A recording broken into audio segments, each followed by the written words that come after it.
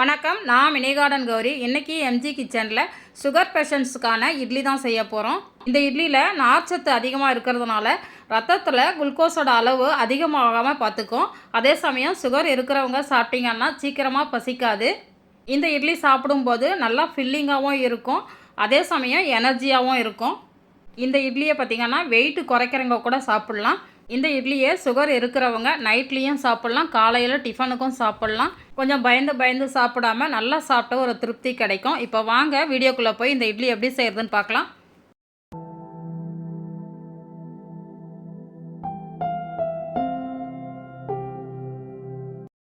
இந்த இட்லி செய்கிறதுக்கு கேழ்வரகு எடுத்து வச்சுருக்கிறேன். இந்த கேழ்வரகு பார்த்திங்கன்னா கடையில் லூஸில் வாங்கின கேழ்வரகு தான். இதில் கல், மண், தூசி எல்லாம் இருக்கும். க்ளீன் பண்ணிவிட்டு எடுத்து வச்சுருக்கிறேன். இப்போ இந்த கேழ்வரகை அளந்து எடுக்கிறதுக்கு ஒரு சின்ன டம்ளர் தான் எடுத்துருக்கிறேன். வீட்டில் யூஸ் பண்ணுற ஏதாவது ஒரு டம்ளர் எடுத்துக்கோங்க. எந்த டம்ளர் எந்த கப்பு எடுக்கிறீங்களோ அதுலேயே எல்லா அளவுகளும் அளந்து எடுத்துக்கோங்க.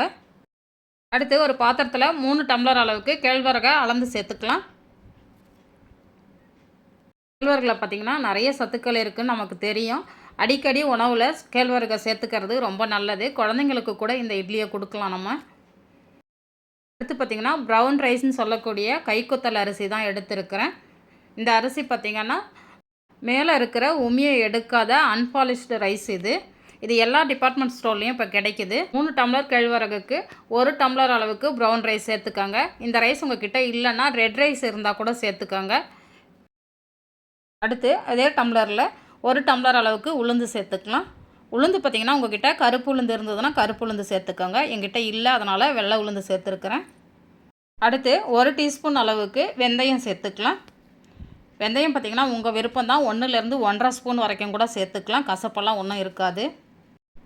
அடுத்து அதே டம்ளரில் 3/4 டம்ளர் அளவுக்கு அவல் சேர்த்துக்கலாம். அவலும் பார்த்திங்கன்னா சிவப்பு அவல் எடுத்துருக்கிறேன் நான். நீங்கள் எந்த அவல் வச்சுருக்கீங்களோ அதை சேர்த்துக்கோங்க. அதே டம்ளரில் 3/4 டம்ளர் எடுத்திங்கன்னா கரெக்டாக இருக்கும். அவல் இப்போ ஊற வைக்க தேவையில்லை.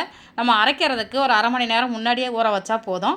இப்போ இது எல்லாமே நல்லா கழுவி எடுத்துகிட்டு வந்துடுறேன். அவலை தனியாக ஒரு பாத்திரத்தில் போட்டு வச்சிடலாம். இது அப்படியே இருக்கட்டும். நம்ம அரைக்கிறதுக்கு முன்னாடி ஊற வச்சுக்கலாம். அடுத்து இந்த கேழ்வரகில் தண்ணி ஊற்றி ஒரு 4-5 முறை நல்லா கழுவிட்டு நல்ல தண்ணியை ஊற்றி ஊற வச்சுக்கலாம். இந்த ஊறுற டைம் பார்த்திங்கன்னா 6லேருந்து ஒரு 8 மணி நேரம் ஊற வச்சுக்கோங்க. எந்த அளவுக்கு ஊற வைக்கிறீங்களோ அந்த அளவுக்கு மாவு நல்லா நைஸாக அரைப்பட்டு வரும். இட்லியும் நல்லா சாஃப்டாக கிடைக்கும். அதனால் 6லேருந்து 8 மணி நேரம் கட்டாயம் ஊற வைக்கணும். கழுவி எடுத்துகிட்டு வந்துடுறேன். இப்போ பார்த்திங்கன்னா கேழ்வரகை நல்லா கழுவி எடுத்துகிட்டு வந்துட்டேன். இது மூழ்கிற அளவுக்கு நல்ல தண்ணியை சேர்த்து ஒரு பிளேட் போட்டு மூடி வச்சிடலாம். ஒரு 8 மணி நேரம் ஊறட்டும், அதுக்கப்புறம் பார்க்கலாம். நம்ம கேழ்வரகு ஊற வச்சு ஒரு 8 மணி நேரம் ஆயிடுச்சு. இப்போ ஓப்பன் பண்ணி பார்க்கலாம்.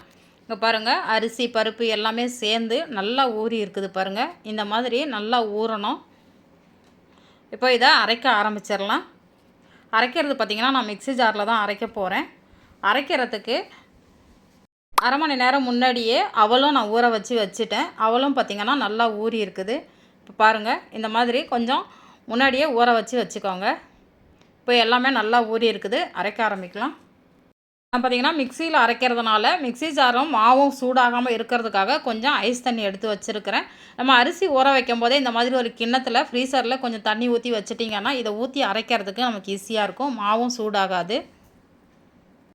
இப்போ நம்ம ஊற வச்சுருக்கிற கேழ்வரகை மிக்சர் ஜாரில் சேர்த்துடலாம். நான் ஊற வச்சுருக்கிற கேழ்வரகு பார்த்திங்கன்னா இந்த மிக்சர் ஜாரில் 2 வாட்டியாக போட்டு அரைச்சா தான் கரெக்டாக இருக்கும். அதனால் 2 வாட்டியாக போட்டு அரைச்சிக்கலாம். இப்போ இந்த மாதிரி கொஞ்சம் கேழ்வரகை சேர்த்துட்டு கூடவே கொஞ்சம் அவலும் சேர்த்துடலாம். அவலும் சேர்த்து ஐஸ் தண்ணியை ஊற்றி அரைச்சி எடுத்துகிட்டு வந்துடுறேன்.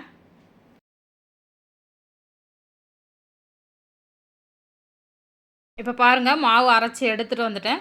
எந்த அளவுக்கு நைஸாக அரைக்க முடியுமோ அந்த அளவுக்கு நைஸாக அரைச்சிக்கோங்க. அப்போ தான் நமக்கு இட்லி நல்லா சாஃப்டாக கிடைக்கும். இங்கே பாருங்கள், தொட்டு பார்த்திங்கன்னா இந்த அளவுக்கு சாஃப்டாக இருக்கணும். இப்போ இதை ஒரு பாத்திரத்தில் மாற்றிட்டு இன்னும் கொஞ்சம் கேழ்வரகு இருக்குது, அதையும் அரைச்சி எடுத்துகிட்டு வந்துடுறேன்.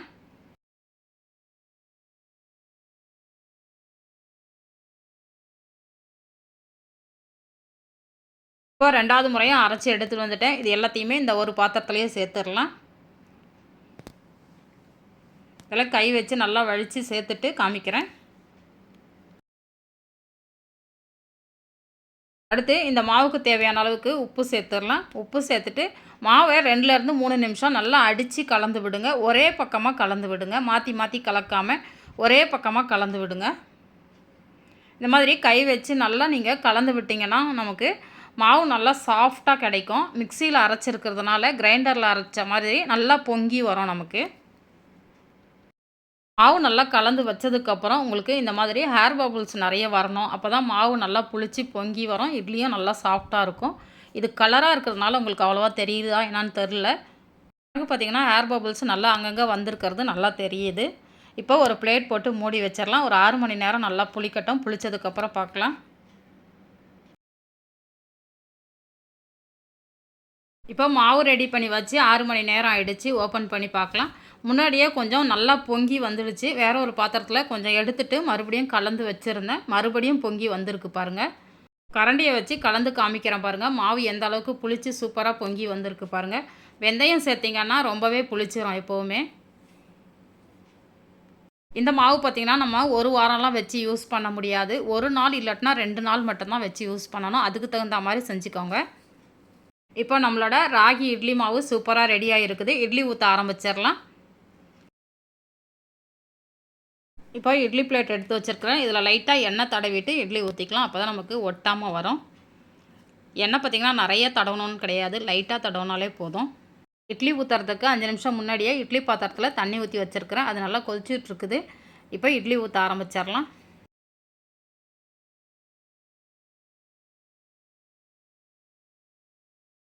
இப்போ இட்லி பாத்திரத்தை ஓப்பன் பண்ணிவிட்டு நம்ம ஊற்றி வச்சுருக்கிற இட்லி பிளேட்டை அதில் வச்சுக்கலாம்.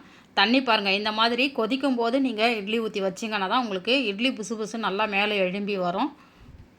கொதிக்கிறதுக்கு முன்னாடியே வச்சிட்டிங்கன்னா இட்லி பார்த்திங்கன்னா நல்லா சாஃப்டாக மேலே எழும்பி வராது. அப்படியே தான் நம்ம ஊற்றுனது அப்படியே இருக்கும். அதனால் நல்லா கொதிச்சதுக்கப்புறம் இட்லி ஊற்றி வச்சுக்கோங்க. இப்போ மூடியை போட்டு மூடி வச்சிடலாம். இது ஒரு 10 நிமிஷம் நல்லா வேகட்டும். வெந்ததுக்கப்புறம் பார்க்கலாம். இட்லி ஊற்றி வச்சு ஒரு 10 நிமிஷம் ஆகிடுச்சு. இப்போ ஓப்பன் பண்ணி பார்க்கலாம்.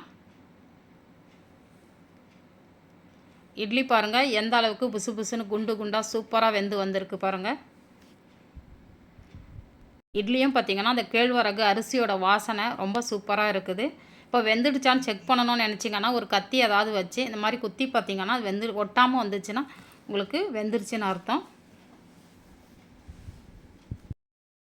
இட்லி பிளேட்டை வெளியில் எடுத்து வச்சுட்டு ஒரு 5 நிமிஷம் ஆறுனதுக்கப்புறம் எடுத்திங்கன்னா இட்லி பார்த்திங்கன்னா பிளேட்டில் ஒட்டாமல் சூப்பராக எடுக்கிறதுக்கு வரும். இப்போ இட்லியை வெளியில் எடுத்துடலாம். ஒரு இட்லி எடுத்து உங்களுக்கு காமிக்கிறேன் பாருங்கள் எந்த அளவுக்கு சாஃப்டாக இருக்குது பாருங்கள். இந்த இட்லி பார்த்திங்கன்னா நம்ம நார்மலாக அரிசியில் செய்வோம் பார்த்திங்களா இட்லி, அதை விடவுமே நல்லா சாஃப்டாக பஞ்சு மாதிரி இருக்கும். உங்களுக்கு பார்க்கும்போதே தெரியும். இப்போ உங்களுக்கு புட்டும் காமிக்கிறேன் பாருங்கள். இட்லி எந்த அளவுக்கு சாஃப்டாக சூப்பராக இருக்குது பாருங்கள்.